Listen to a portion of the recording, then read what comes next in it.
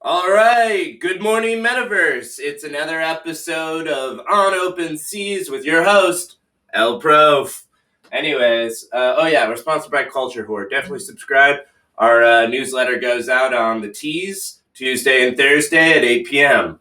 Subscribe to the channel to stay up to date on all your NFT news. Anyways, with that bullshit out of the way, Ethereum's on the rise again, which is exciting. We're up to 3,100. Bitcoin's at 43,000. The market looks promising, but obviously the larger connection to the traditional stock market is going to still weigh heavily here on the crypto markets. But as I say every morning, we're not here to talk about crypto, just artwork and NFTs. So the top 5 from yesterday I'm super excited about because the top 2 are actually artists. The bottom 3 I think still classify as artists, but they're projects that were showing up to me don't feel as much like artwork so much as, I don't know, collectibles or bullshit. But we'll talk about that in a moment. Yesterday, those top 5 pulled in nearly $120,000, which, should be the expectation when you're comparing it to yesterday where there's like 5 million pulled in. That is certainly not the norm. Don't get that in your heads. But swing for the fences anyways. First artist up on deck is Tom Fry's studio. And like I said, I couldn't be more excited that there is an actual artist out here today in the top slot. Like, we need more artists on this platform so I can stop seeing bullshit projects at the top of the board in the art section. Thank you, Tom Fry. I love your work. I'm going to be purchasing NFTs today. You're a long-term buy, and your projects are sick. The top sale yesterday went for 0.9 ETH, and to me, it's worth far more. But again, like I said, this is my artwork style, and I'm completely, incredibly biased by it. Anyways, our top piece today, which has been up here for a second, is titled Anguish. And I really wish that I could figure out how to take the video animations off of OpenSea so I could include this in the video for you guys. But this is just a still frame of it.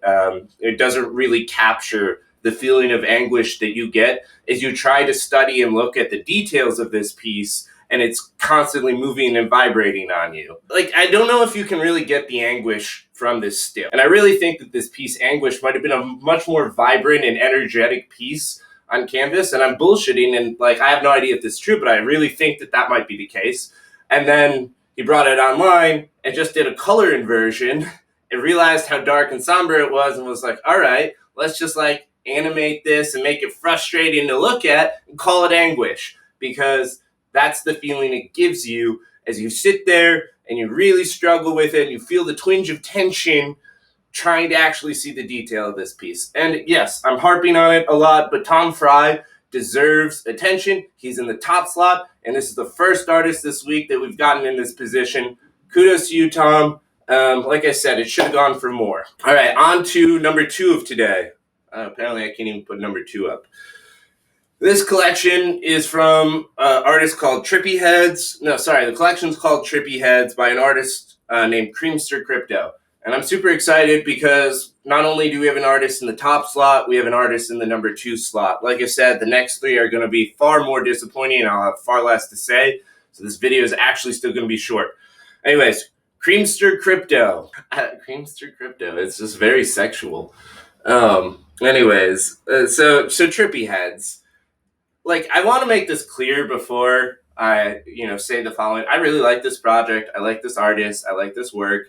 It's not my typical style, but I think it's cool. And the piece we're about to throw up in a second has me fixated one particular piece, and I'll talk about it. But as I was reading the description of the collection, I was really frustrated with the artist. I'm just frustrated with the choice of word around rhythm. I'm such a word snob. If I'm a snob about anything, it's not even artwork, it's words. If you choose the wrong word and you use it in a way that just irks me or bothers me the wrong way, I'm very fixated on it. And that's where I am with Trippy Heads right now. So Creamster Crypto, it's not a knock against you or your artwork whatsoever, but I hate that you described this collection as trying to pursue and find the rhythm of the face, because I don't know what that means. The word that that I feel like you were looking for is just the natural flow or fluid dynamics of the face. Like, because your brushstrokes seem to me are following the natural curvatures of the face, which is that a rhythm? I'm not, maybe, like if you're representing it on a graph, but like that's so nerdy. And anyways, this is where I got fixated, was just reading the description of your collection. Then I went further in the artwork and really enjoyed it, but that was just like, it's probably fine, and I'm overthinking it, and I'm like not giving you the creative leeway to like expand the definition of rhythm to include the like I said, the fluid dynamics of the flow of your face, essentially. Anyway, so Trippy Heads number 26. It's up on the board now. This piece is actually not really my favorite, and it went for 0.5F, and that seems fair and reasonable to me. I mean, if you look at that in dollars, you're like, really, for that? But like at the same time, someone's got to prove out the space, and I'd rather the artist get paid, and this works for me. So anyways, where I get really fixated, like I said earlier, is on this nose piece here in the center. It really just like draws you in, and I'm just stuck looking at actually the brushstroke grooves. It's because it's red, and we know that red is the color that grabs our attention. That's why it's used in that manner. So it's not like there's a ton of detail in there, but it's the brushstrokes that really like catch your eye and make you stare at it. Because you really, not to quote Creamster Crypto here, but you really feel the rhythm. So I don't know, maybe not. I didn't get the rhythm from the rest of his pieces. This piece is the challenging one where it's like, yeah, wait, maybe that's like what he's talking about is the grooving, and that's like the rhythm, but like even still, like, anyways. So this next collection is from, it's called iAMs, and I don't know, they kind of remind me of those little jelly bean figures that used to be on television all the time that you could collect. I'm probably dating myself. It's like late 90s, early 2000s. I forget what they're called, but they're like little jumping beans that have faces. And this is what this collection feels like to me. And I don't know, like should I just keep making analogies what this reminds me of? Like, because it's very toyish, and this is my problem with NFT artwork, is like, I don't like the 3D claymation modeling mold type thing. Like, I don't want a fake collectible action figure. I don't even want a real collectible action figure. I'm not the audience for that, though. So, like, I don't know. It's not like I don't love cartoons or the show that these action figures are fun. I just don't feel like collecting them, and that just doesn't feel like something that's worth my time. But some people find that interesting. Anyways, what we have today is iAMs number 135, and this one's one of the cooler ones, if you can say that. But yeah, this was the most expensive sale of our top 5 yesterday, went for 1.2F. This next collection here is called Janky Heist. And this one I liked for the creativity of it. This one, to me, well, very much just like iAMs, is its own thing. So Janky Heist, this one went for 0.8F, also beating out our artists, which, again, bothers me a little bit because I think real artwork should be what sells on here, but that's my bias, I guess. But anyways, Janky Heist, they wrote a little story about how their 2 characters went and broke into the Christie's auction house, and on the way out, bumbled and broke all of the collection, and from the Rebel, these NFTs came from. The problem for me is basically that none of these NFTs look like they'd be in a Christie's auction house, ever. Like, one of them has a Colt 45 bottle as a head. In what world is that bottle going to ever be in a Christie's auction house to be able to reuse as junk to add to this piece of artwork?